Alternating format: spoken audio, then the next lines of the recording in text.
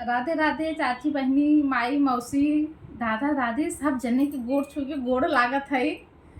सब जने अपन आशीर्वाद दे जा, हमार वीडियो आगे बढ़ाए, चैनल आगे बढ़ाए। ये हमारे देवरान हैं, इनका सैया रिसियाई के हैं।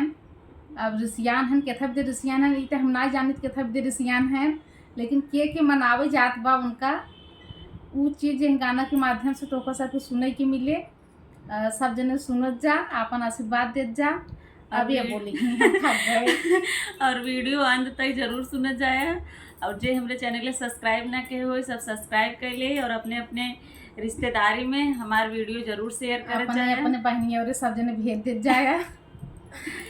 सखी कवने गुनहिया रूठल बाल माँ, सखी कवने गुनहिया रूठल बाल माँ, रूठल बाल माँ, रूठल बाल माँ, रूठल बाल माँ हो, रूठल बाल माँ। सखी कवने गुनहिया रूठल बाल माँ, सखी कवने गुनहिया रूठल बाल माँ।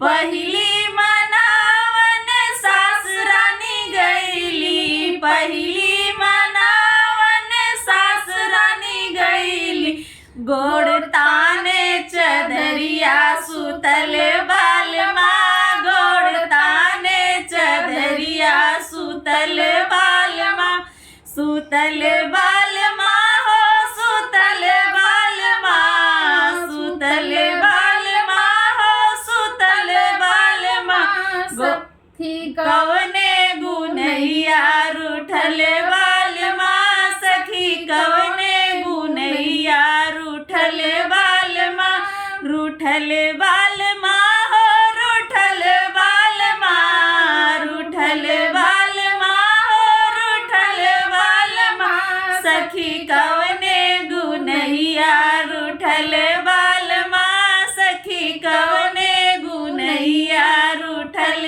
बाल माँ।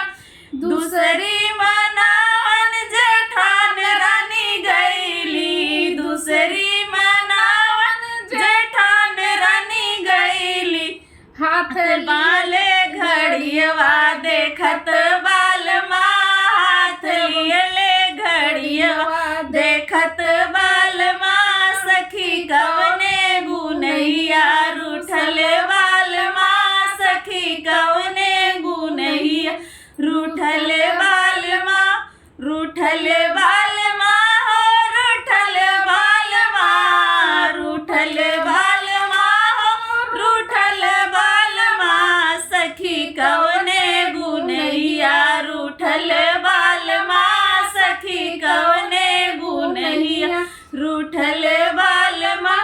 तीसरी मनावन ननद रानी गईली, तीसरी मनावन ननद रानी गईली, हाथ लिए ले की तबिया पढ़त बाल माँ, हाथ लिए ले की तबिया पढ़त बाल माँ, पढ़त बाल माँ हो, पढ़त बाल माँ, पढ़त बाल माँ हो, पढ़त बाल माँ।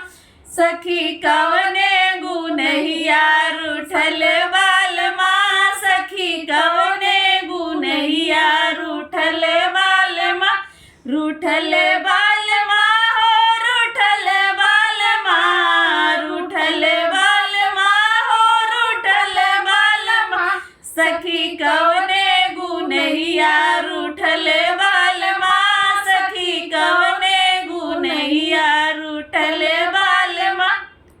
केथा भी रूठा है, हम बाद में पूछ के तो सबके बताओ। सब जने भरपूर कमेंट करत जाए और अपन अपन आशीर्वाद भरपूर दे जाए।